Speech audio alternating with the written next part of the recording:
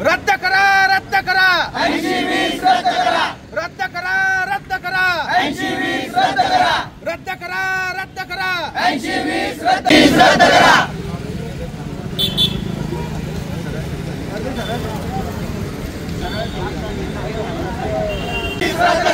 रद्द करा, रद्द करा, 80-20 रद्द करा, अरे रद्द करा, रद्द करा, 80-20 रद्द करा.